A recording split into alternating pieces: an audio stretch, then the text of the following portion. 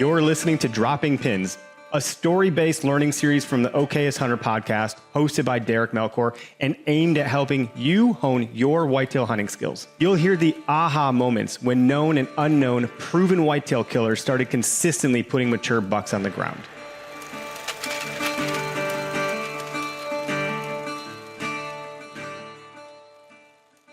Hey everybody, welcome back to the Dropping Pins podcast, part of the Okayest Podcast Network. As we say every intro here, if you haven't checked out any of the other podcasts on the network, Eric's done an awesome job assembling just a ton of really like-minded, humble, wonderful people who know a lot about their topic at hand, and that category of topics that he's got covered is just ever expanding. Over the new year, he just came out with a new one. If you haven't noticed, he's doing a daily deer podcast, which is like a 5-minute inspiration to get you thinking about the deer woods or things related to that. So feel free to jump on and check that out if you need another reason to think about deer hunting. Otherwise, thanks for tuning into the Dropping Pins podcast. As you know, here we're based on education and trying to tell some stories and help any listeners further their process and goal of hunting down and killing, hopefully, mature buck. So the more stories, the more people we talk to who are good at it and have found success at it, hopefully the more things we can pull and put into our own mental toolbox. So when we see it in the field, we can think about how that related in their story and put that into our own, hopefully, bucket of success here. So tonight we've got a gentleman who has found success with self-filming also. The gentleman we've got on tonight is from Michigan and runs the Michigan Gone Wild YouTube channel, which has been producing some awesome, very deer camp feeling videos. Really great job kind of embodying what deer camp is all about, hunting with friends and family and finding some success, which is hard enough to do in areas like Michigan and northern Wisconsin and northern Minnesota. And these guys are doing it on camera, which is pretty damn cool. It's a fun journey to follow along. Tonight we've got on Alvin Sitkiewicz. I just butchered that. I totally messed it up. He can correct me when he comes on. Alvin, I blanked right there. Sorry, buddy. How you doing tonight, man? Great. Thanks a lot for having me on. It's Sitkiewicz. So don't feel bad. I think everyone from sports announcers down to teachers in high school just butchered that name, so don't feel bad. Well, that makes sense. I'm a high school teacher, so there you go, man. So you mentioned you're having some weather tonight in your part of Michigan. What do you guys got going on? Yeah. Well, we got a lot of lake effect snow. So this part of Michigan, obviously, because a lot of the weather that comes across the Great Lakes, particularly Lake Michigan, as it's coming across Wisconsin, it hits that, that air hits that warmer water and it creates lake effect snow, and we just get dumped on. So if you think of parts like in the UP, like Marquette, where they get a bunch of snow a year, we are typically, I'd say, 1 out of every 3 years we'll probably beat them. We get a lot of snow here. I didn't realize. Yeah. Are you on that western shoreline kind of, or close to the western shoreline of Michigan? I'm actually right in the middle. So if you look at, I'm going to do this. Okay. So here's Michigan. Okay. So here's Michigan. And you go all the way up I-75. You got Saginaw. While Detroit's down here, you come all the way up Saginaw, Bay City, come up West Branch. Boom. About 30 minutes south of the Mackinac Bridge. And it's one of the higher elevations here in Michigan. So. Yeah, you're pretty far up there.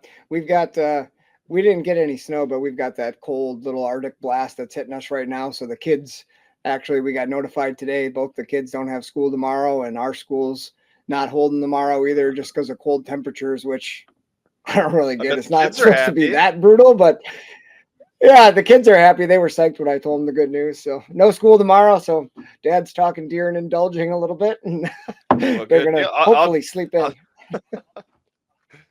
No, I didn't even ask you what state are you from? So we're in Wisconsin. I grew up in Green Bay, hunted the UP a little bit when I was in my early 20s, mid 20s. And now my family and I live in southeastern Wisconsin. We're about an hour north of Milwaukee. maybe Okay. 35 minutes from Lake Michigan. Okay. So, Okay. So I got to admit something. I'm a Lions yeah. fan, but my favorite stadium to go to, and I've been there a few times, is Lambeau Field. So I was there for It's a the tough one last to Green beat. Bay for the it is Lambeau. Oh my God. If anyone ever had, I don't care if you hate the Packers, like you have to go to Lambeau Field. You have to go. Green Bay is just a football town. It is one of the best atmospheres. And I'll go there decked out in Lions gear and I'll sit there and drink beers with Packers fans. Like Packers fans, they're not like Eagles fans or what some Lions fans have become. Packers fans are awesome. I love them. Man, that's what I tell everybody is if you're going to go to Lambeau, even if you're like, the opposing team on the opponent side there, go 4 hours early and walk through Lambeau parking lot, like where they tailgate. Oh, yeah. And almost every tailgate will welcome you in, feed you, give you some, give you a drink or two. And it's just a blast. It really is awesome. I am obviously not a Lions fan, but I was during the playoffs there. I was rooting for the Lions. It didn't work out so good, but I was rooting for them the other night. Yeah, didn't work out good for the one. Packers either. No. Yeah, we all dropped the ball. The Vikings, the Lions. Oh, it's a mess. It was real bad. So we got to see the map, Alvin. Thanks for drawing us the map. We know you're in northern lower Michigan. Just for the viewers at home, what kind of stuff did you grow up hunting up there? Are you hunting public, private? What's kind of like your terrain that you're most comfortable with and the stuff that you hunt nowadays? Yeah, so 90% of the stuff I would say I hunted was public land in one way or another. Either we have, CFA land, which is privately owned, but they basically give it off to the state to allow public access for a tax break, or just straight up public land, state owned land. A lot of it in this area of Michigan, we have a huge variety. I mean, we have swamps, big cedar swamps, marshes, big cattail marshes. We have some of the biggest ridges, hardwood ridges you'd ever see, all within like 30 miles of where I'm sitting right now. And wow. So I give that a lot of credit to kind of the way that I was raised hunting, because I learned a lot of different ways. I learned how to hunt deer in hill country. I learned how to hunt deer in marshes. I learned how to hunt deer in cedar swamps and, clear cuts, because we have all of that here. As to where you go somewhere like out west, like say Nebraska, where you're hunting, say a lot of river bottoms or prairie, you're strictly doing one thing there. You're hunting one specific type of deer and how they move. Versus Michigan, we have pretty much about everything. And I've hunted seven states and one province of Canada. And everywhere I've gone, I haven't killed deer in every state, but actually Wisconsin, I've hunted it twice and I still haven't killed a deer there. It was a full draw and a really nice one, but he wouldn't step out. It would have been about a 40-yard shot. Typically, I like to keep it about 35. 40 yards is about my max. I've had too many mistakes happen, or I've seen mistakes happen. I just don't want that to happen. But yeah, Wisconsin, Montana, Wyoming, Nebraska, Kansas, Ohio, Ontario, Idaho. Yeah. Nice. So I've hunted. You hunt whitetail? I was actually after mule deer, but I did. Or were you hunting elk? Okay. Mule deer, and I had an elk tag, a mule deer tag, a bear tag, and a wolf tag, and I didn't see a single one besides mule deer does. It is what it is. Right? It was pretty challenging. So, yeah. I see that as a huge benefit. Myself, just kind of lived in the entire east side of our state. I've kind of lived from the northernmost part, which is right on the border of the UP up in Peshtigo. I lived there for 10 years. And I kind of lived all the way down to now I'm in southeastern. And like you said, besides the big hill country, we've kind of had a lot of different stuff. You got marsh, you've got cedar swamps up north, clear cuts. So I think every of those different terrains that you can hunt, you're just making yourself more, whitetails are so adaptable. You're almost making yourself more adaptable. And it really benefits, especially when you're going out of state. Because I bet when you're going out of state, you're noticing oh, I kind of relate this to what we used to do when we hunted this terrain. Because that's something I've done Yes. before. Have you noticed that like somehow it relates to different places like that? Absolutely. I think deer in different terrains, they act differently. They act differently different times of the year, depending on where you're at. When the season opens, deer act differently, and there's different tactics and patterns that you're going to try capitalizing off of in different terrains. I think it's fun because it's just like, you look at all the different situations that you may encounter where you have hill country, you have swamps, you have farmland, you have river bottom stuff out west or prairie out west, and deer pretty much are the same. They have the same tendencies, but they have different patterns that they kind of follow throughout different times of the year. And I'm always interested in watching like how other people do things, say in another state or in a different terrain, how they kind of put together a strategy, in different types of terrain like hill country. How are people hunting them? Bottomlands, swamps, stuff like that. And I'll tell you, like back to what I was saying, this area where I live in Michigan, we have everything. I mean, we have big swamps and marshes, which what a lot of people will see on our content, that I do a lot of rifle hunting in. But what a lot of people don't see also is like we have some of the biggest hills in Michigan. Like if within a 30-mile radius of here, there's like 8 ski resorts. So I mean, we have that broken up hill terrain, but also bottomland, low swamps and marshes. And I mean, the deer tend to act the same, but there's also different tendencies of like where they bed, how often they bed in the same spot.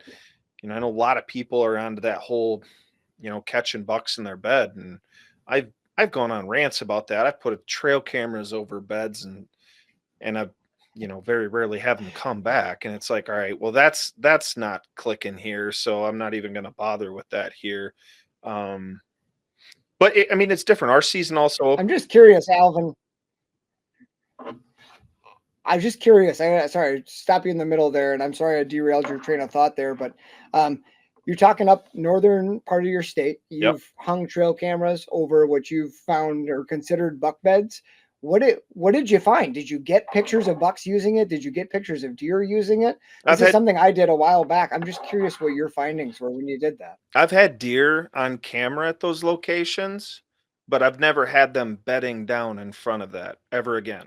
Ever. And I've seen the beds plain as day, and laid down buffalo grass in the marshes. I've found beds in cedar swamps where, you get an uprooted cedar tree or, well, any tree for that matter. And they like to lay in that.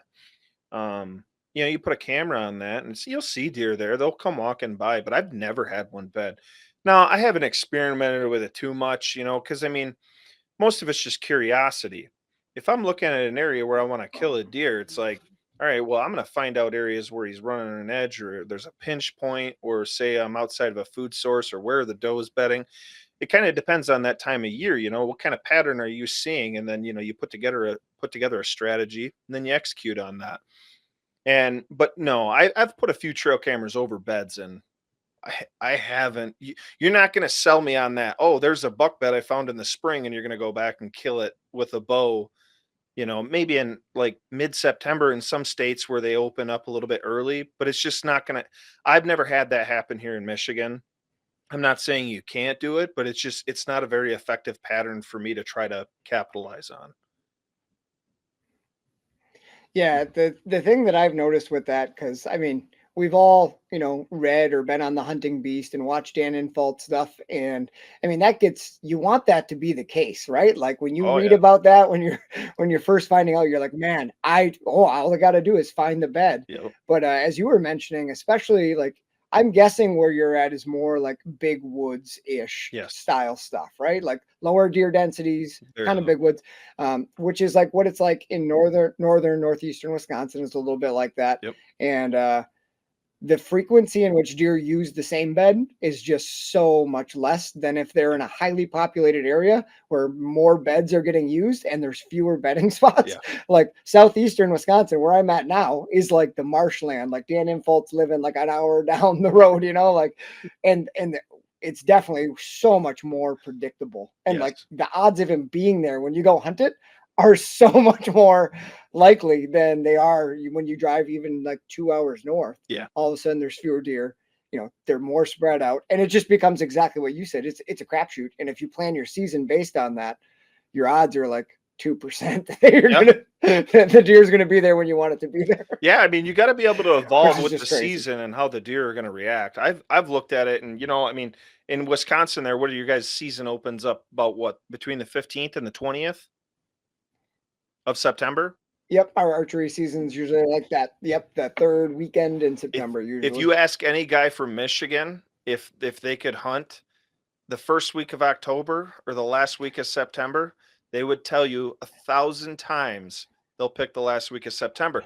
Because if you look at it, when is our youth hunt? Our youth hunt is usually right around about the time your guys' bow season opens up. The deer are acting the same way. Biologically, they haven't even come into their fall fur yet. They're still cool. They get up, they'll move in the evening. They're doing it here. That's why you see a bunch of 10-year-olds out there, not anymore because the rules have changed, but you'd see 10-year-olds out there shooting huge 10 points. I mean, granted, it's good for them, but then you come into the first week of October and it's like they're gone. Well, it's like, well, what happened? What's happening with the deer to make that happen? And well, a lot of it can be contributing to that. We have a lot of bird hunters up here. Our bird season opens up on the 15th of September, so you start getting some pressure there. We got bear season. We run hounds here in Michigan, also hunt over bait. That's adding a little bit of pressure to it. You're starting to see deer, their biology, their fur's changing. They're starting to come into their winter coats. They're not going to be as tolerant to warmer weather, which means they're not going to move during daylight very much, or even if at all. So that last week of September, believe me, when I was growing up, man, I was in high school, or, I'd put out trail cameras all summer long. I'd be on these big deer and I'm like, oh, it's going down. I'd be out there October 1st, nothing. You'd never have that deer on camera again after like maybe September 25th or something. I was like, well, what happened? Well, I mean, if you look at a lot of studies, there's a lot of studies out there. And I follow a lot of podcasts, a lot of pages that report a lot of deer studies. And one of them, God, what was it? Because I want to give them credit because they put out a lot of good content. I think it was a Southern Outdoorsman. They have, I think they had a guy from Mississippi State or Mississippi, something like that. And they were talking about, they had GPS collared deer. And they were showing what deer do and how much of a shift there is in that last week of September, for your older age class bucks, the ones that, pretty much everyone who's into deer hunting, they're like, okay, I've surpassed the 1.5, 2.5-year-old deer. I kind of want to go after those 3.5+ year-old deer, 4.5 preferably plus. Well, those deer, they already know what's coming. They're ready for it. They already know where they're going to go. So as soon as they start feeling that, like, yeah, I'm shedding my velvet, my winter fur's coming in, I got it. It's time to go relax somewhere. I know exactly where to go. And sometimes them deer will go as far as 10 miles away. Typically it's more like, it's more like 2 or 3 miles, but they can travel quite a ways. And, it's tough because I see a lot of people, they want to hunt them beds. They want to hunt early. You see a lot of people out in like Nebraska, North Dakota, they're hunting them deer in like the first week of September. They still have velvet, some of them. And they also still have their summer coat on. They're still in their summer patterns. You can plan all you want, but you better know that pattern's only going to last for as long as they're in that pattern. That's typically the first couple weeks of September. After they shed their velvet, they start, they're like, okay, I'm going to go kind of do my thing, go off, be a little bit more reclusive. I'm going to be by myself. Some bucks will be in a bachelor group, but typically they kind of fade out of that summer pattern. That's where you get people getting deer on trail camera all throughout September. And then all of a sudden in the first week of October, they're nowhere to be seen. And poof. Yeah, they're gone. You're just like, where'd they go? So I feel like that October 1st opener, which they have like down in Illinois, and I've hunted that opener a couple times on public with some buddies. That is it. It is a tricky opener because, like you said, man, that September, those deer are still on a pattern. Here in Wisconsin, if you've got a buck doing something that week leading up to season, you could almost bet that if the conditions are similar, he's going to be doing that the first week of bow season for sure. And like I've seen that happen and almost capitalized on it a couple of times. But as soon as, and I'm glad you mentioned it, because that's something that not a lot of guys think about. Everybody talks about velvet coming off and deer shifting into their fall range. But you mentioned their coats. And I think that plays a huge part in daylight movement. Yes. Because that summer coat is a hell of a lot lighter than their fall Yes. coat. And think about it. If you're laying out there and it's 85 degrees and you have a winter jacket on, you want to get your ass up and go walk around in the sun. Like that's a great reason why when that shift happens toward the end of September and those deer, you know, they shed the velvet, things start going from pecking order to a little bit more serious. And now they've got that winter coat on. All of a sudden your daylight photos go to zilch and they're making that shift. Boy, that's about the most dejecting thing for an aspiring early season archery hunter. It's very demoralizing. You guys got it tough, man. That's really tough. Yep. So I've seen, you know, a lot of the videos, and we didn't even talk stories or anything yet. You're just talking about some cool background stuff. Obviously you're an archery hunter. Do you fancy yourself, you know, an archery hunter, a deer hunter, a rifle hunter, just whatever? Like, are you in it for the deer, or do you prefer one weapon if you had to? Just curious what your thought process is. I get that question a lot, and like, I feel like I answered a different way every time, but I still come out with the same answers. Like, I love bow hunting, but I love shooting deer with a rifle, a high-powered rifle. I love it. And I mean, don't get me wrong, my 3 biggest bucks, I mean, have been archery. That, you know, That's awesome. my 3 biggest bucks have been archery, but like some of my most memorable hunts that meant the most to me were rifle hunts. Like this year, on opening day, I hadn't hunted with someone on opening day since I was 12 years old. I hunted with my dad, and we shot a spike horn. You know, my dad's a paraplegic. He's been a paraplegic since I was 9 months old. And so like it was always really important for me to hunt with my dad. And, you know, he taught me as much as he could. And was it 2002? That was the last time I hunted on opening day with someone. Well, this year I had it all figured out. I had 3 bucks really figured out. I mean, I was almost guaranteed like this is gonna happen. There's a lot of big deer in Michigan this year because a lot of the light winters. So I was already excited, but I ended up taking my fiance Brooke with me. She was able to come out on opening day with me, and we went out on opening day, and I ended up killing you know, really, really nice one of my biggest bucks in Michigan. And it was just really cool. Wow. Yeah, it was really cool. We had a couple bucks that she was that I said, okay, well, if these come in, you're gonna shoot them. And I said, but not on opening day. So there was this 6 point. He was probably about a 2.5, maybe even 3.5-year-old deer, but he didn't have brow tines. He was a nice buck, but you know, just didn't have brow tines. And I told her, I said, that's the one you're gonna shoot. I said, but you're not gonna shoot it on opening day. Well, what's the first deer we see on opening day? 15 minutes into shooting light, it's that buck. He's like 40 yards in front of the blind. I'm like, you gotta be kidding me.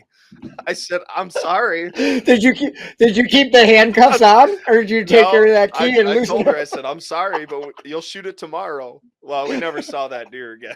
But yeah, Of course. yeah, it was a really cool experience though. Shit. Yeah, it was. I don't know. I look at rifle season here in Michigan, the deer camp that we do, is more of a kind of a collective thing. You know, I have all my friends and family. It's a huge community event. Like deer hunting in this part of Michigan is big. I mean, I never went to school on November 15th in Michigan. But I barely went to school on October 1st either, if I'm being honest. I always had a dentist appointment, you know. So It's a great time to schedule those fall dentist appointments. yes. So football coach wasn't too happy, but he lived. But no, it's, you know, bow hunting for me is the most traveling that I've done. I've never traveled out of state. I take that back. Idaho. I was rifle hunting, but every other attempt that I had out of state has been with a bow. So that's kind of my time to experiment and do things. And but yeah, I couldn't give one or the other. I love shooting deer with a bow. I love hearing them breathe. I love hearing the footsteps, everything, and then just making it all happen. I think that's what we all love as bow hunters. We love being close to them and seeing them and having that, that close interaction with them. I think that's the coolest thing about bow hunting. But in the flip side, rifle season is just like, I know I'm surrounded by my family, my friends, and there's good food at camp when I get back and good breakfast and all that stuff.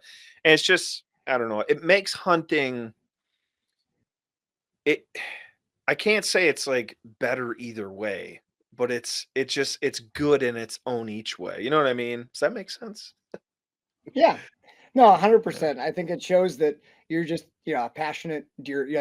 You like to hunt deer, and there's different ways to do that. And sometimes being solo with your bow and playing this one-on-one chess game and making moves is the way to go. But then also that deer camp with your family and everyone, and like Exactly. that's just as good, just in its own E- way, e- right? Like that's the beauty of it. Exactly.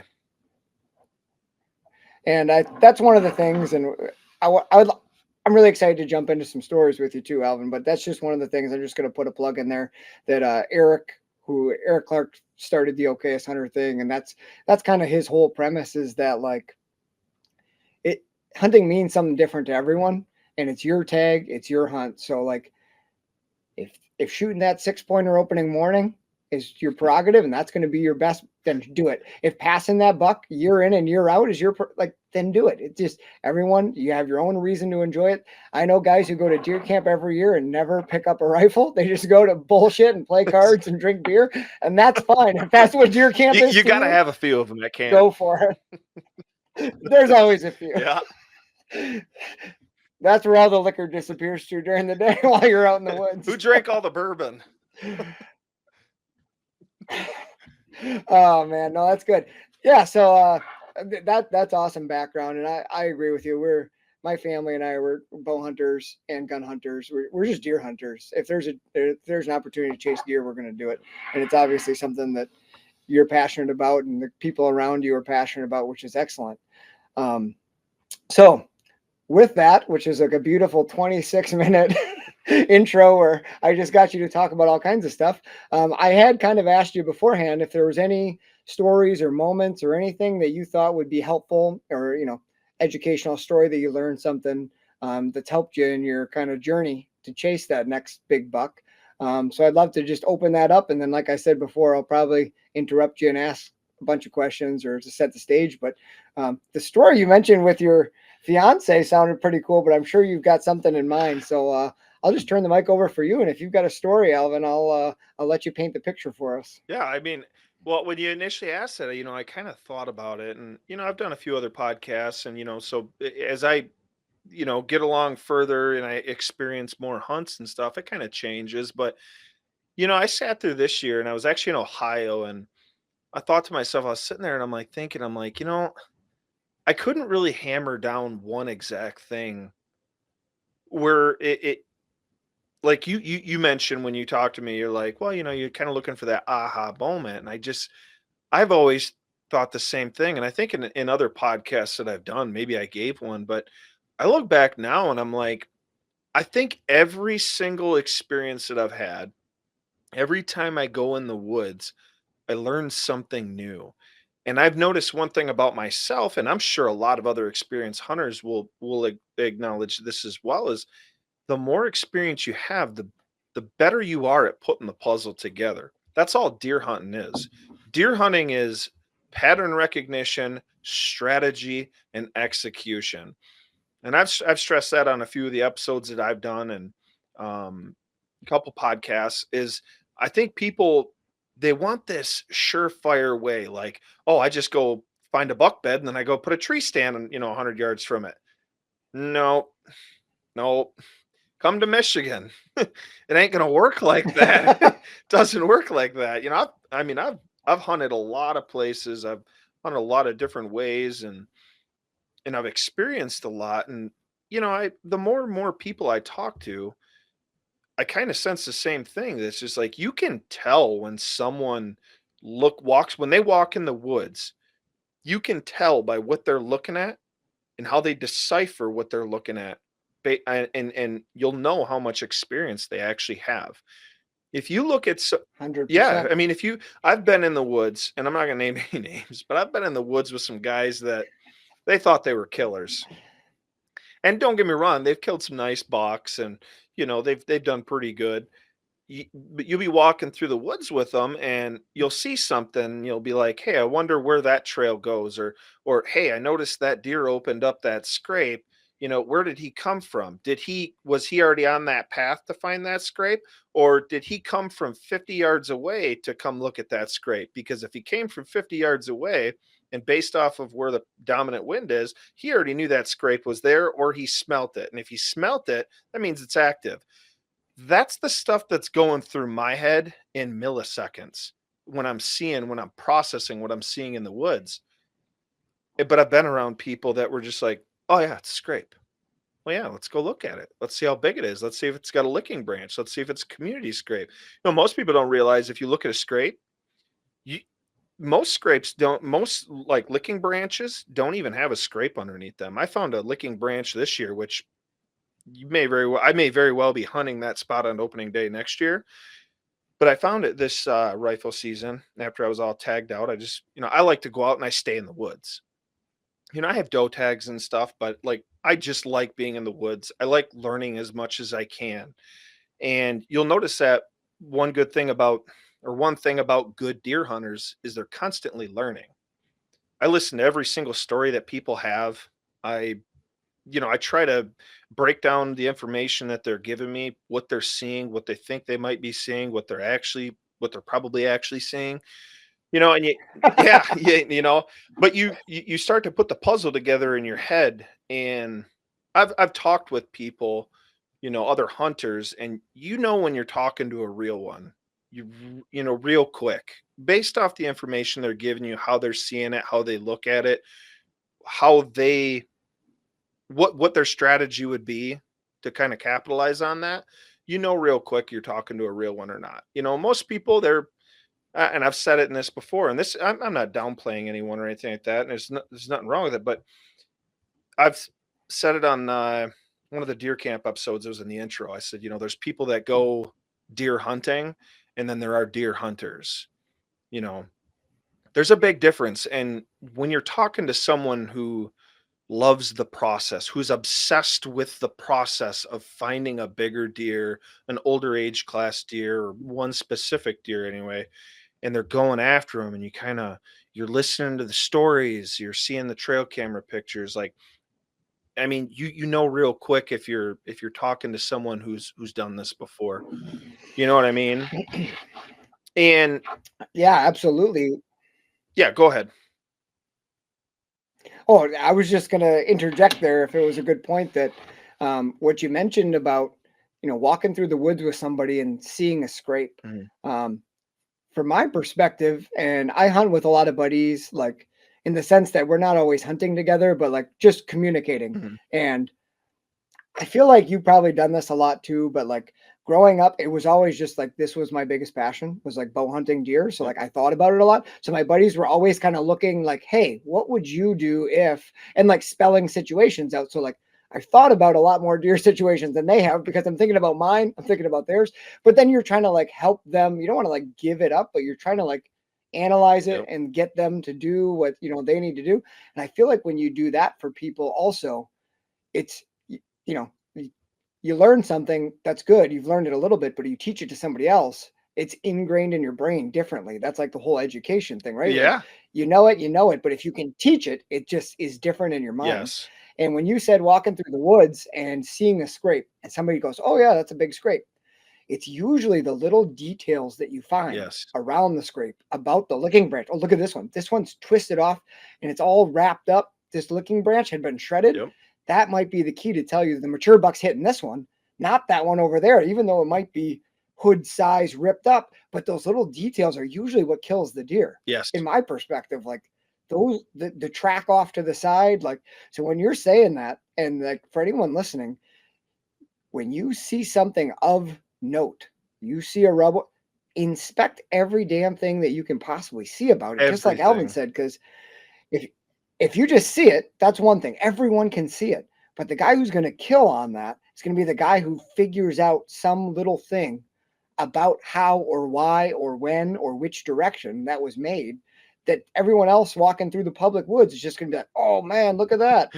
But the guy who can do what you said, Yeah. that's the guy who's going to have way better, chances for success. At least in my experience, that's what those little details matter way more than people give them credit for. Yeah, no, absolutely. And even to allude back to I guess the original question was, there's never really been that aha moment for me. There's been that aha moment for, oh, like I shouldn't waste my time trying to find bucks in velvet because they're not going to be there in October, or they're not going to be there in, November when I plan to hunt that area in rifle season, or, it's, you accumulate knowledge as you go along. There's no shortcut. And that's the crazy thing. I mean, if you want a shortcut, go pay an outfitter $7,500. He'll put you on a 180-inch deer. But you'll get the nice picture on Facebook and everything. But if you want that experience of completing the entire mission, finding that deer from one end, finding that deer to killing him, like, you have to do the entire process. And the best deer hunters that I know, that I've been around or that I've watched, they love the process. And it's almost to the point where once you've killed enough deer, bigger, more mature deer, there's almost that like sad feeling when you walk up to that deer and you're like, well, it's over. It's like, I can't explain it. Actually, it's funny you brought up Dan Infalt, because he posted something the other day about, I don't know, maybe you saw it. He posted something about, like, feeling sad about killing the deer. And it just hit home with me, because this deer, like, and everyone will see it, next fall when I post the video, our deer camp from this year. I killed a 7.5-year-old 8-point that was Wow. 122 inches. That's a 7.5-year-old deer in Michigan. But he was giant. I mean, just huge, long-legged, long body. It was like one of the biggest bodied deer I'd ever seen. It was like me standing next to my fiance. Like, I got longer arms, taller. Just this. I have a picture of him. Actually, the first picture I ever got of him was next to like this little spike horn, 3-point, 1.5-year-old buck. And I'm like, oh my God, like this deer just looks like a giant, just big, And that was the deer that I ended up hunting. I got him on camera in September. I actually saw him in person before I ever got him on camera. I jumped him out of his bed. I was out collecting some cameras from elk. What time of year was this, So Alvin? this was September 23rd, 24th, something like that. I was going to pick up some cameras after elk season here in Michigan, because I'm an elk guide here in Michigan. And I ended up going into this area. I said, you know what? I kind of always wanted to look at that for deer hunting. I deer hunted it back in 2019. So I went in there. I said, all right, we'll just take a look at it. And I ended up jumping this deer right in his bed. And it was the craziest thing, because it was one of those surreal moments where I was walking through this marsh and the sun was shining, but it was starting to rain like pretty good. So we had a big dark cloud coming in, but the sun was shining on me. And like, he jumped up out of his bed, maybe like 30, 40 yards from me. And he ran probably about another 40 yards, and he stopped, looked back at me, and I'm like, you're the one I'm going after. I'm like, you are marked for death. And so I ended up coming back in there, and I put a camera in there like a day or two later, and I got him on camera on the 27th, and I killed him on the 17th of November. You Wow. know, That's really you know, cool. The cameras, so were you going back in just to scout, or did you have cameras back in that I had area you were going to retrieve? yeah, I had cameras. Well, not specifically on that marsh where I was at, but I had them in the area. So I was just kind of just walking around, and like, I'll do that same thing. Like, I'll throw a backpack on with a couple trail cameras in it, and I'll take my bird dog. Where's he at? He's over here sleeping. My Brittany Spaniel, we'll go bird hunting, and like, if I see a cool thing that I want to put a camera over, maybe I just want to get some intel or see what's in that area, I'll throw a camera up. But I didn't have him with me that day. But yeah, I was just going in there, and I had hunted it before, so I wanted to see what was in there. And sure as heck, I go in there, and throughout the course of, well, let's say what, a month and a half, I got 3 like big deer. It's kind of crazy. Like, you don't get that many big deer on camera. And for Michigan, 115 to 125 inch, 8 to 10 point here in Michigan, that's a big deer. Okay. That's a big deer.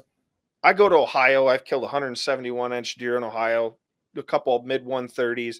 Like, killing a 120-inch deer in this part of Michigan is actually harder. Even with a rifle. Oh Yeah, yeah. we just don't have the deer numbers here. And our deer, the antler growing period is so short. There's times we've had snow in May. They just don't have the food available Yeah. that early enough to grow significantly big antlers. So you're not really going off antler size when you're looking at deer. You're looking at the body. You're looking at the age of them. But yeah, it was. So I'm just curious. I feel like we can I'd like to try to pull a little bit more information out of that. Sure. So you're walking to go check some cameras. Is this like a spruce marsh? Is it like surrounded by pines? On a lot of your videos, you guys are hunting like kind of like spruce bogs or Yes. spruce marshes. Yeah. Is that kind of stuff you're in? If you can picture what we've hunted in the past, like what I've hunted in the past, it was almost identical to that. So usually you got beaver ponds or floodings or rivers or something like that. And there's an adjacent marsh or a marsh nearby where them deer are coming out of their bedding areas. You try to find a marsh where they have no choice but to cross in front of you. As to where you look at like some of the marshes, like in Wisconsin where you're at in Southeast, like it's all marsh and there's a couple little islands and the deer hop from island to island. That's not necessarily what we're doing here. What we're doing here is we're using these marshes to get up high and see deer from a long ways away. They think they're perfectly fine. They're safe. They got grass that comes up to their chest. They're like, oh yeah, you can't see me. Well, when you're elevated, you can see them. That's, when people have seen me in trees 45, 50 feet up in pines, they're like, well, you got to get up that high. I'm like, well, if you can't see them, you can't shoot them. You know what I mean? So that's just kind of how we got into that. But yeah, it was pretty much the same thing. It was just an area where there was a little peninsula that came up on a marsh. There was actually a body of water behind me. So the deer in that particular area, they had no choice. And I'm talking about where I ended up killing these deer. They had no choice but to walk out in front of me. It was actually a pretty cool area. It was a kind of a new pattern that I figured out, and I was pretty confident with it going in. So there was like a little, if you imagine like a lake, and you know how you have coves in a lake, you know. Well, this particular marsh had swamp all the way around it, so it was like a little cove. And I've noticed one thing, and I learned this anyway, when my buddy Jake was hunting the drop tine buck here in Michigan. And I don't know if you ever saw that on one of the deer it was just a giant deer. This deer probably would have scored 160, just giant. Freak of nature. They don't grow like that here in Michigan. This deer looks like it got out of a ranch. But except we had it on camera for like 5 years and it ended up dying of old age. But Jake had figured out where this deer was living, and how he set up on that was there was like this long dried up beaver pond, and Jake figured he was bedding in one area where when the wind came in there and swirled, that buck laying in that marsh could smell everything 360 degrees around him because the wind would swirl in there. It was like a hub, you know.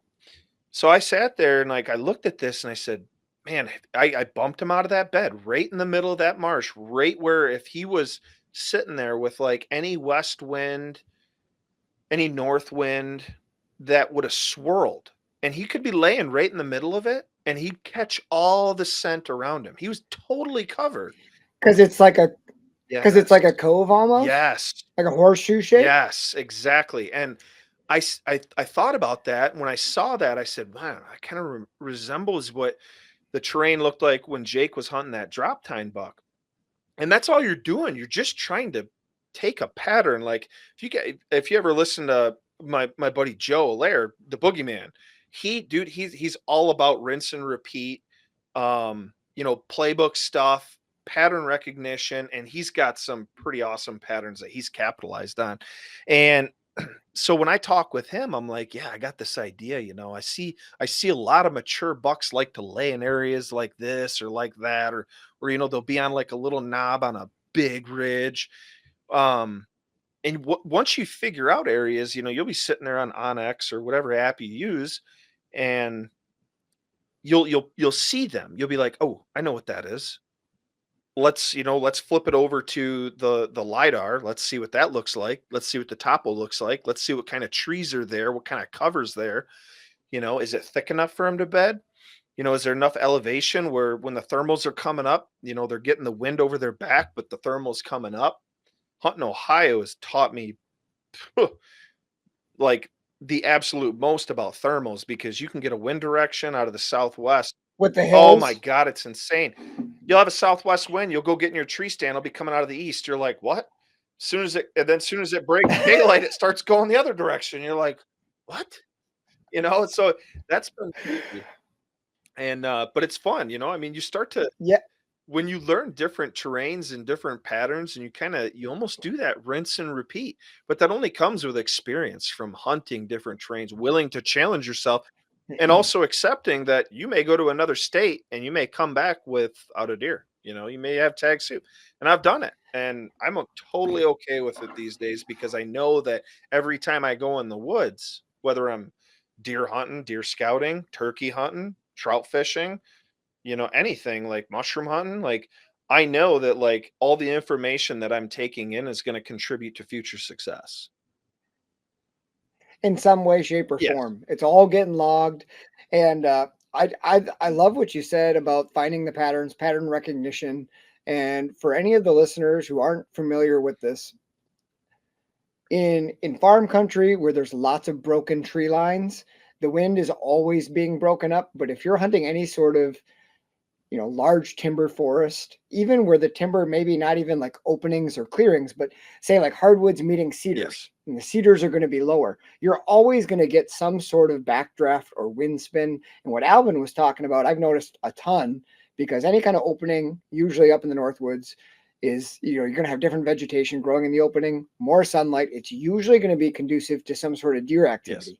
And if you go walk these little openings, I found an opening, I made a video once years ago. I was walking through a cedar swamp, and there's an area where a bunch of the cedars had blown down, and there was young pines growing up. And you go walk to that opening, and all of a sudden there's buck rubs everywhere, and they're all along one edge, usually kind of making like a C shape you mentioned. Yep. And I started paying attention to what the wind was doing. Well, you got one hole in the middle of a cedar swamp. What do you think the wind's doing? Yep. It's coming over the top of the cedars, and it's just a vortex in there. So why would every deer who's going to go out to the hardwoods hit that opening first and make rubs and kill time? Because he can smell anything that's in front of him where he's going. And you just mentioned that cove, and it's not going to be every cove. So you mentioned like looking on your map, but like you and I both know that there's going to be some coves that are going to have good bucks in them Yeah. all the time because of the vegetation or how it lays out with the predominant wind. But if you can find a spot where that wind is going to be coming over a tree in a deciduous hardwood forest, the more leaves, the more it's going to do that. As soon as the leaves come down, the wind kind of stays more consistent. But if you've got pines or cedars or hemlocks, something that's blocking the wind year round, those deer are absolutely using it to their advantage. And if you're not thinking about that, you're missing out on a ton of reasoning and rationale why a deer would use an area. Exactly. Exactly as you spelled it out. And you said you had 3 good bucks. Yeah. I'm just curious. You jumped that buck in the cove. Totally makes sense there.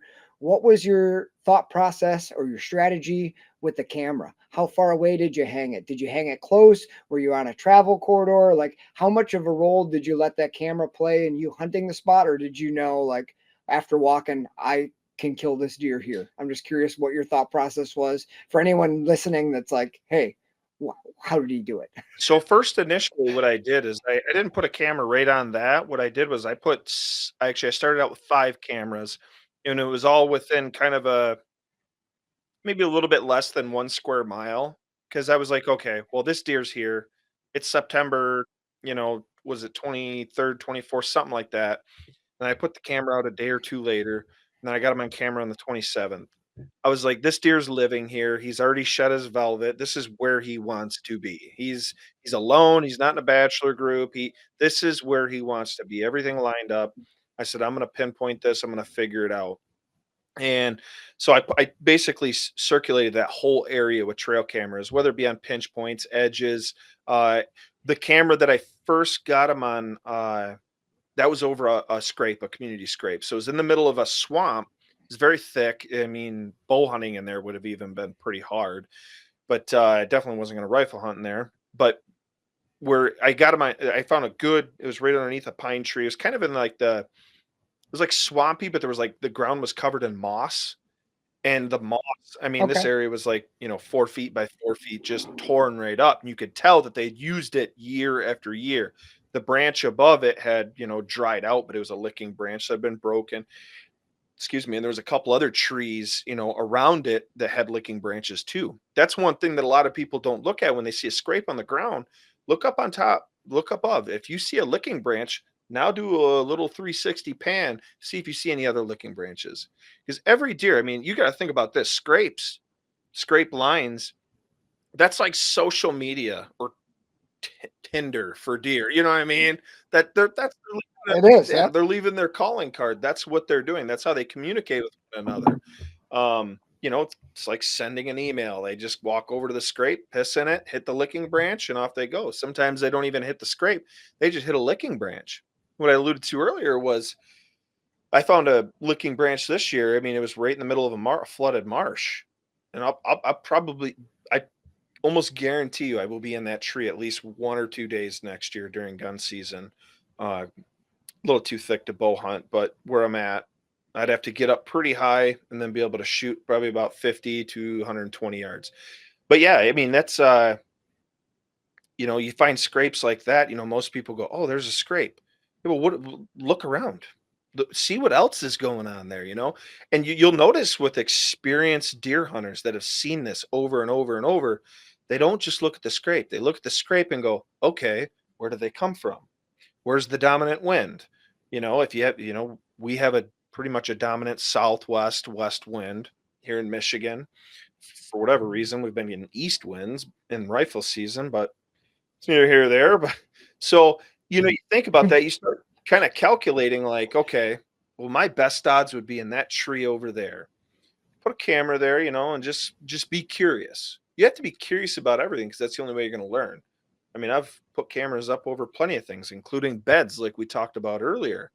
I've never got a deer on camera, but it's worth knowing. You're going to learn something. Whether you get a deer on camera or you don't, you still learn something. And a lot of your good deer hunters, they soak in every little ounce of detail they can about everything. I've always been a big proponent for buying a whole bunch of cheap SD card cameras. Yeah. If you're my whole shtick is if you're going to buy like 2 cell cameras or a whole bunch of SD cameras when you're starting out, buy as many cheap Tascos from Walmart for $25 as you can. Yep. Because my rationale behind that is your goal when you're starting out, or if you're just starting to target mature deer, is you should be setting cameras to try to just capture them in daylight. Yep. Don't worry about hunting those spots that year, but just pretend you're hunting. Yes. And that camera is you. Try to get as many mature deer on daylight, set them up where you think they're going to be moving. Yeah. Try not to put it right in the deer's nose to spook it. But if you can start getting mature deer in daylight, that's going to just start firing off. Yeah. This is the type of stuff they like to move in. Absolutely. Because we could all hang a trail camera where 3 big trails converge on an oak ridge, and you're going to get pictures. But if you can find where they move, the more of those decisions you're making every season, if you got 20 trail cameras and you're making 20 times those decisions, plus you're hunting, you're making way more connections than somebody who's just waiting for a picture to go hunt a spot with a. And I'm not doing a cell cam debate here, but just the more of those decisions, like you said, you're always going to learn something. And as soon as you learn, well, mature bucks don't tend to like spots like this, but they really tend to like spots like this. I'm getting a lot in daylight here. Yes. Well, that's invaluable. Because then you can take that with you, like you mentioned in the beginning, and no matter where you go, okay, this is about the right amount of cover that they would like to. I've seen them move in spots like this before. How can I make that work here? Exactly. Boom. Yeah, There you go. trail cameras have been one of my most valuable tools, and it pretty much for anyone in reality if you know how to use them, because it expedites that learning curve. I don't need to shoot a deer every time I go in the woods, but you always wonder, like whenever you see a big scrape, you're like, I wonder what's visiting that. And that's why, like, it eats me alive. I mean, I'm not gonna lie, I got trail cameras in other states right now that have ran out of battery. I because Guilty. I would take them with me, and I'm like, oh, I really want to see what comes here. You know what I mean? Like, maybe I might not come back and hunt it that season. I got cameras down in Ohio right now that are still sending me pictures, and I'm like, oh, that one made it. Oh, that one made it. Oh, there's a new one. Like, oh, okay. Oh, there's an Amish guy. So That's awesome. Oh, yeah, you just never know. you know, You just never know. And all those little pieces that go into it. And then, I mean, that also is going to help. Like, just like you mentioned, you jumped that buck that you ended up shooting. You made the pattern, being physically there with the cove and some information from a buddy.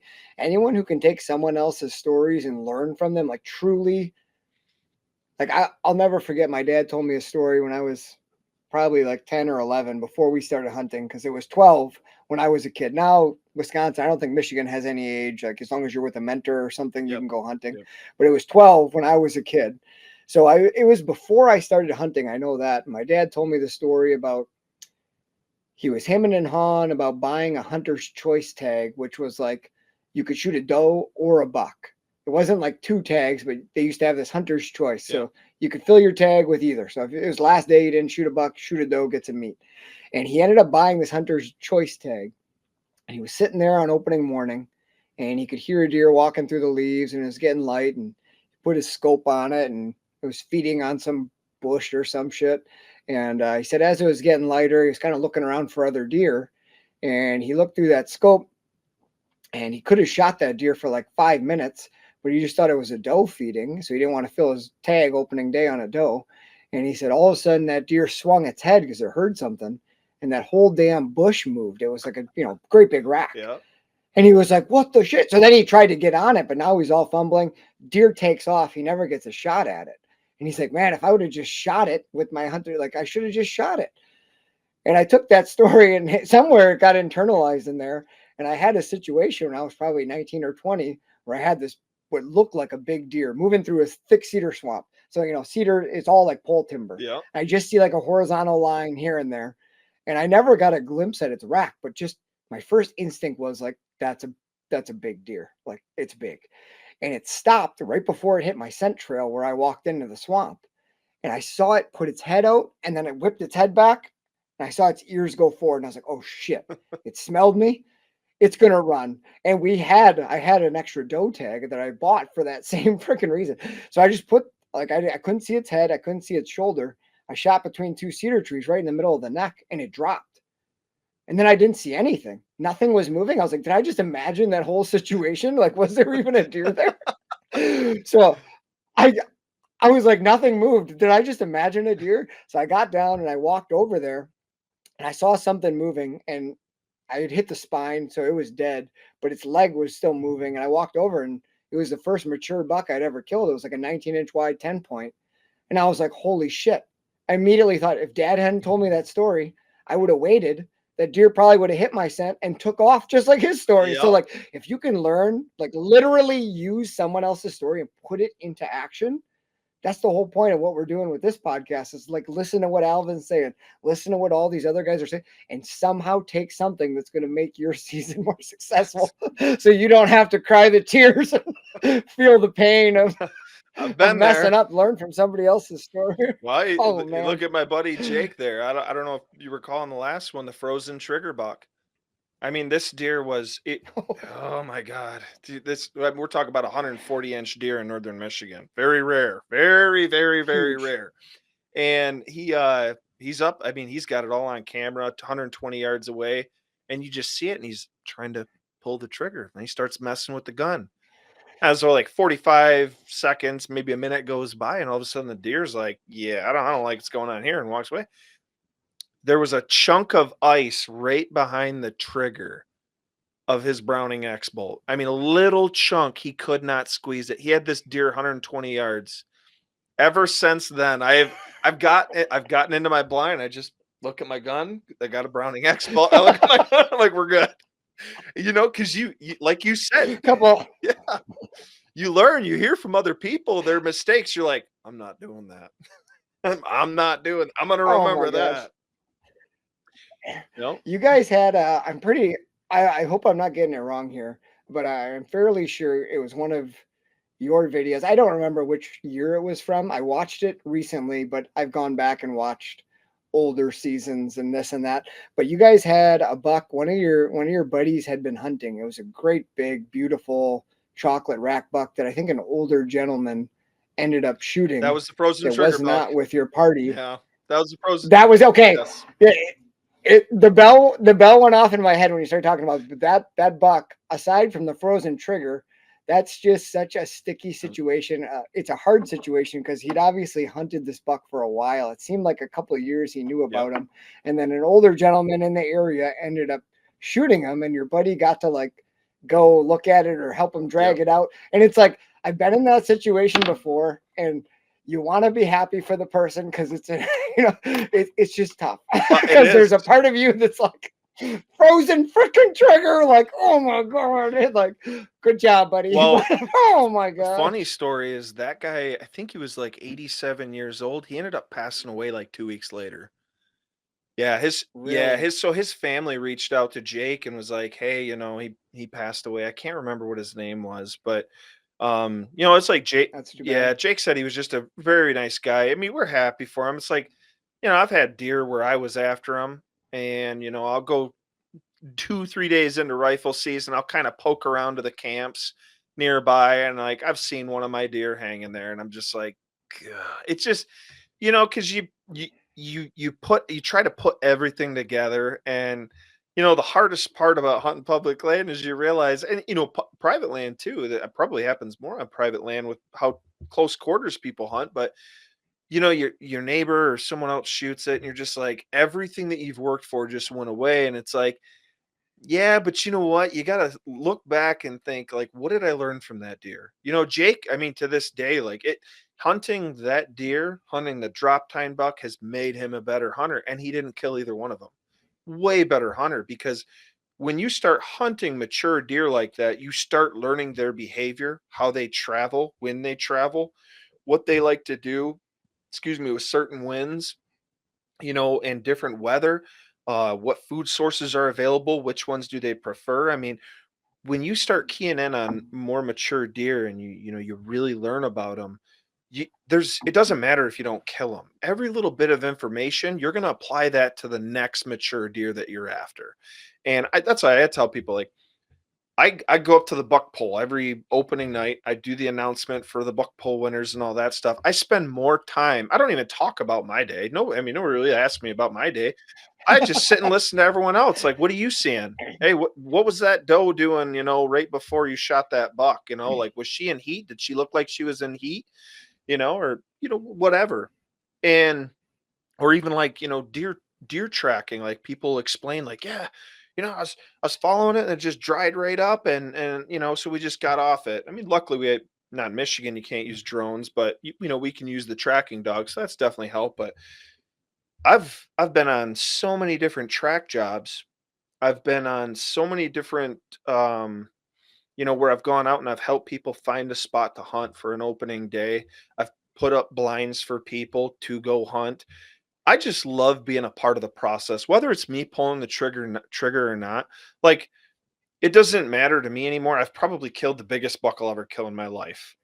I'm a public land hunter, and I don't really see that changing. I have one bucket list hunt that I want to do, and that's Saskatchewan. And unfortunately, you can't hunt Saskatchewan as a non-resident, or, well, out of Need a country. guide, You need a right? guide, yeah. So, but I will do that, and someday, when I'm old and decrepit from climbing trees, I'll be like, go throw me in a blind, give me a heater, just call it good. But that's one. But Hell yeah. I love the chase. I love the challenge. And back to what that post that Dan Info had posted on Facebook was like, there's almost a sense of sadness, like when it's done. Whether you kill it or whether someone else kills it, you're just like, well, I was having fun with that. Like I was playing it was, you were playing chess, and that little cat and mouse game, it's addicting because every little mistake they make, every little piece of information they give you, it can be applied to another mature deer, another deer of that age class, because, just like humans, we all have tendencies. I mean, I, certain, year and a half old deer act like other year and a half old deer. You look at like a guy in his early 20s right now. I always make the joke, I see the guys, they got, their mustaches, their, their flat brim hats, they got the square toe. I mean, there's a look to them. You know what I mean? I'm not giving Oh, I know it. there's just a look to them. Like, you see someone, you see someone wearing a certain shirt or a hat, you're like, that guy's a hunter. I'm gonna go talk to him. You can see it. So when you start seeing different behavior in deer, you can regardless if you kill that deer or not, if you're learning from that, you record that information, you can apply that to another deer, even if it's in another terrain or something. And I just, that's the part of it that I really enjoy, is the cat and mouse game, the chess match, the learning about that deer, whether you kill it or not, but you're just getting better. I 100% agree. Obviously, that's just good. That's just good insight in general. And Alvin, in a minute here, we're going to get to the buck that got away story that I'm going to ask you about. But one thing that I did want to mention to any of the listeners is when you're listening to podcasts or ingesting any of this information, you do have to kind of look. And Alvin mentioned in the very beginning of the podcast that he learned a lot about himself through one of these processes. And I think that's an important part of learning information, is knowing who you are as a hunter and what you're good at, what your strengths are at, or just how your brain works. Just talking with Alvin for the last hour, I can tell he's very versatile. He knows lots of different areas. He's willing to learn whatever he needs to learn to be successful in that particular area. Where there are people, like he mentioned, a buddy of his, who's kind of cookie cutter. Like, you find something that works, and then you just find places where that same scenario is, and you just apply that tactic that works. And there's people who are good at that. There's people who are on podcasts all the time talking about this one particular tactic. So you have to think about what are you looking for? Do you want to be the guy who can go to any terrain and figure it out? Do you want to just be the guy who can, figure out this one tactic and make it apply all over? Like, you got to kind of look in the mirror and ask yourself what your MO is, who you are as a hunter. That's something that, in talking with buddies over the last 5 years, I know exactly what I do. And it's not always the smartest move, but it's just the way I like to hunt. Like, I have a thing that, like, if it's going to be like ridiculous or really creatively stupid and really hard to do, I'm going to do it because I like the adventure part of it and figuring out if that's the answer, when I know that there's other ways to do it that are probably going to be more successful, but it doesn't interest me. Yeah. I don't know. You got to look in the mirror, folks. So when you hear other people talk about their strategy, it might not be the right strategy for you, but you can still learn from it. But just think about what your end goal is, right? Like what you want to do, how your brain works. And then we'll finish it off here. We're about an hour and 10 minutes in. Alvin, do you have any bucks that got away that have kind of taught you something or kicked you in the rear in the process? Something that's kind of stuck with you over the years? Yeah, actually, I know exactly which one I'm talking. What I was, thinking about. It was actually a pretty big 9-point that I hunted here in Michigan, and oddly enough, I never got him on trail camera. I saw him in person 5 times, and I think the first time I saw him in person was like October 20th. I saw him again that was a few days later, and I played cat and mouse, with this deer, and I mean, I could go on for hours about what this deer taught me, but a couple other people that were in my camp had him on camera. My uncle Dave actually had him on camera at 8:30 on November 17th. Yeah, 17th. I know that because that was the first time in like 15 years the Lions beat the Packers in Lambeau Field. It was that day that deer got killed. I remember that. Because I found out that deer got killed, and then the only thing that kept me happy was sitting there in my The Lions. It's like, it was crazy because it was like 15 to like 12 or something. It was a weird game. But yeah, so that deer, like I said, I saw him 4 or 5 times, and then During archery season, yeah, were you kind of onto him or hunting him? that's the only deer in the state of Michigan that I have ever rattled in. I rattled, and this deer, it was second or third time I saw him. It was like maybe the last couple days of October, the first couple days of November. I rattled him in. I rattled, and then a spike horn actually came up. So technically, that was 2 deer. And the spike horn sat at like 40 yards away, just sniffing around. And my buddy was filming me, and we're up in this beech tree, or next to a beech tree. So we're like, okay, some beech nuts falling. Like, all right, we'll just kind of sit here. He come out of the swamp, and he was about 100 and maybe 100, 120 yards, give or take, and he just sat there raking trees for an hour. He came out at like 4 in the afternoon, and it wasn't so much like the encounter, like the encounters were great, but every time I made a prediction, I went in there and bow hunted him like 7, 8 times. Excuse me.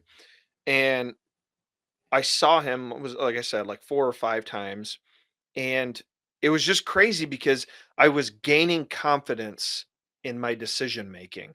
That's what I guess that's what I'm alluding to, is like I was making educated decisions based off of what I knew about the terrain, what I had learned about that deer, and I was seeing that deer. And like I said, the 4 or 5 times the 4 times I saw him while I had a bow in my hand. One time I was walking back to my truck after dark, and I'm walking through the hardwoods. It was this old like grown up beech cutting, so select cutted, but it's really thick. There was like a little opening area. I'm walking through there, and like I see a bunch of eyes, and I'm like, oh, it's a herd of elk. Well, I walk up closer, and there's like 4 or 5 does standing there, and I look over, and this buck is 40 yards from me, laying, staring at me, and I'm like, you son of a bitch. I'm like, I just sat there waiting for you. I think it was like in the rain or snow. I'm like, here you are, like 200 yards from my truck. So that, Hanging out with the ladies. yeah, he knew where to go. But yeah, so and on November 17th, I went in to go hunt a spot, and I had my buddy Joe with me, and I said, you know what, dude? I said, I just want to stop in, because I knew where a group was hunting. It's actually a group of guys from the UP. They came down because the wolves up there are just decimating the deer, so they started coming down to where we hunt. And so I saw he had a deer wrapped up in a tarp, and I'm like, well, there's only one reason they'd wrap it up in a tarp: one, to keep it cool, but they don't want people seeing what's there. And so I stopped in. I said, hey, I said, you got a buck right there. I said, I just want to make sure it's not one of the ones that I've been hunting. Sure as heck, he's like, yeah, no problem. Comes over, peels it back, and I'm like, there he is. And he was a giant 9-point, just a giant mainframe 9, just it would have been one of the biggest bucks I killed in Michigan. And so that was quite a bit of a gut punch. He tried telling me, yeah, my buddy shot it like 4 miles away down this road. I'm like, no, he didn't.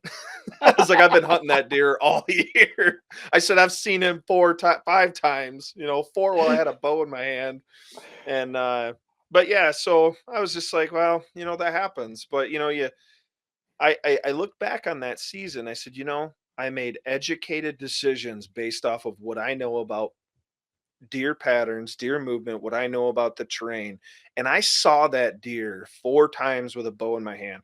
I saw him on November 14th, the night before the opener. He come through at 55 yards with 10 minutes of shooting light left.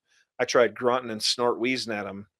He came right out of the same swamp I rattled him out of like a week and a half, 2 weeks before, and he just wasn't going to come up at me. And yeah, that was the last time I saw him until I saw him hanging.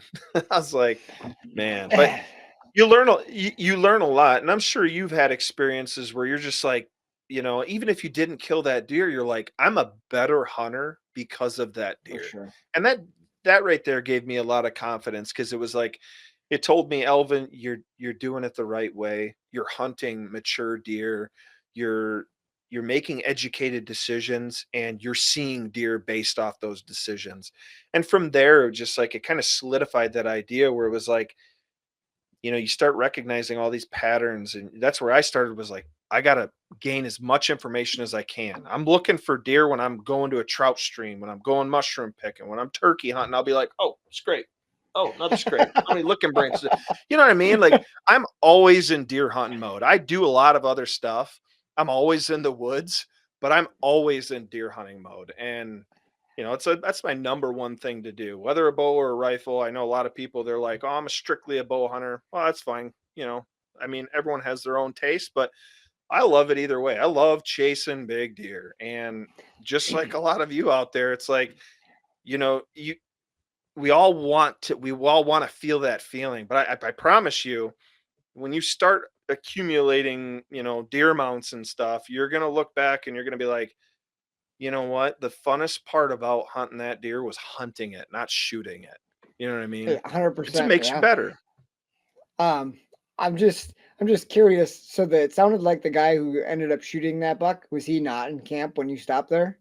He was not. His buddy was there. Yeah. Okay. I was gonna Yep. say I was just wondering if you got the story on what happened, because like I've had that happen before too, and sometimes hearing that story can be eye-opening, or you can learn something from it too, whether it's you like how it went or not. But it Yeah. can teach you a little bit about it. So I'm assuming you didn't get the story. No, didn't get the story. The guy, I mean, of course, he's not trying to give away anything. He's like, Yeah, yeah, my for buddy sure. shot it, 3-4 miles down the road, and I'm like, no. I was like, I've been hunting this deer all bow season. I said, I know right where he lives. I know right where the area where he likes to bed, and where he feels safe. I know where he goes to find does. I mean, I knew a lot about this deer, and it was just like, you even if you don't kill him, you're just like, God, it's not really like one that got away, but it's just like, you wish you would have been able to complete the process.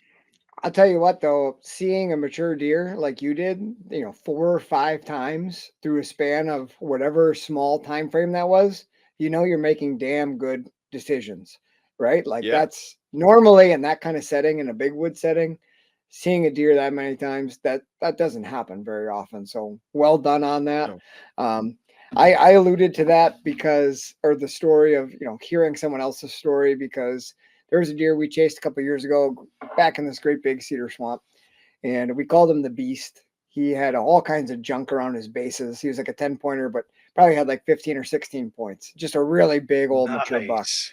And we were on our way to go hunt him this is during the week. So opening weekend had passed. This is like Thursday of season. And we're driving out. My parents are with me. We're all going to go hunt this buck, going right back to his cedar swamp. And we're driving by a neighbor like a half mile from our house, from the cabin, and they got 2 bucks hanging in their garage. We're like, oh shit, we should go stop by and say congratulations, because the guys were in the garage, like having a beer. So we stop in and Oh we're like, hey, no. we're just on our way. They were like, oh, you want a beer? We're like, okay, we'll have one, but then we got to go. We're going hunting. So we're just looking at them, and the bucks are hanging head down, and we're just talking. It's the guy who lives there that we know, and his buddy who's a little bit older and who hasn't shot a buck up there for like 20 years. So we're, hey, congratulations, this and that. One's like a 6-pointer and one's big, like a big 10-pointer. And we hear the stories and this and that a little bit. And all of a sudden I go to grab the deer because he's hanging upside down, or, head down. So I grab the deer and I turn the rack up. And as soon as I turn it up, I'm like, Dad, this is the Beast. And he's like, what? And I'm like, look, this is the Beast. I know it. This is him. And my dad's like, there's no freaking way. That's like 20 miles from here. So I look at the guy. I'm like, hey, did you shoot this deer on the southeast corner of the, I named these 2 roads? And he's like, how the hell did you know that? And I was like, this is the Beast.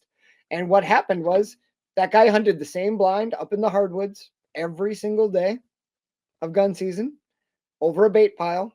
And Wednesday morning, a doe came out at 9 o'clock to the bait pile, and that buck was right behind her, and he dropped them. And I was so pumped for him. He hadn't shot a buck in 20 years. But it, like, in my head, I was like, that's so stupid. But I was also like, well, shit. If you're near food where, it's still, does can come in the season, November 23rd, 24th, whatever it was. I was like, don't neglect that and hunt where you think he's going to be tucked in this hidey hole way back in the frickin' swamp, which is where I was going to go. So I learned something. The guy actually ended up, he was going to cut the rack off and just screw it to a plaque. It's probably like 155, 160 inch Oh God. Northwoods buck. I mean, it was huge. But we tried talking him into getting it mounted, and we talked to the gentleman whose buddy, like whose house it was later, and he said he did end up getting it mounted, and he was really glad that we talked him into getting it mounted because it was obviously the biggest deer he'd ever shot. So you never know. You just never know. It's a gut punch, man. I'm telling you, when it happens, you're just like, and you know it right away. You know it. Like you have like this sixth sense, like he's hanging in there. I know it. Yeah, the guy was super nice. The other guy was kind of a jerk, so at least it was the really nice guy who got it. So we shook his hand and told him congratulations. You know, it's where you got to turn your hunter off and just be a sportsman. And the deer's dead, so you might as well be happy for him, right? Yeah, absolutely. So, well, Alvin, thank you very much for joining me tonight. Where can folks find your awesome deer camp videos, or you? Do you want to give a plug for yourself? Yeah, so I mean, we have a YouTube channel. It's Michigan Gone Wild. We're on Instagram. We're on Facebook. I have a TikTok, but I don't think I've posted anything on that in a while. We do have a podcast. We have all our stuff on iTunes. You know, it's going back for a few years. Not nowhere near as consistent as I'd like, but you know, I'm a business owner. Jake's a business owner. Charlie, he's a pretty much a business owner. He's a foreman for the company that he works at. So I mean, we're pretty busy, but you know, I mean, I'd like to make more time for it, but there are a lot, you know, I think maybe 20, 30 episodes on there, maybe a little bit more. Awesome. We've had some good ones on there. So, but yeah, I mean, Michigan Gone Wild, it's, you know, we started it 10 years ago in 2014. So this is our 10th year doing it. And, you know, it's come along pretty good. You know, I mean, it's changed a little bit here and there. And, you know, we've brought some, you know, different content. I've hunted out of state. I've hunted, you know, like I film all my out of state hunts. I've done Ohio, I've Ontario, Wisconsin, you know, Kansas. I mean, it's all on there. So yeah, it's Michigan Gone Wild on YouTube. Awesome, man. Well, go check it out. Those are videos that I've watched long before I got to chat with Alvin tonight. So I've always enjoyed them. So you guys do a really nice job with capturing footage and producing. It's great content, especially if you love the deer camp vibe, anything Northwoods, go check it out. Appreciate all your insight today and sitting down with me. It's been a lot of fun. Thanks, Alvin. Yeah, thanks a lot, Derek. I appreciate you having me on, and I look forward to talking to you again. All right, buddy. You guys have a good night. We'll talk to you later.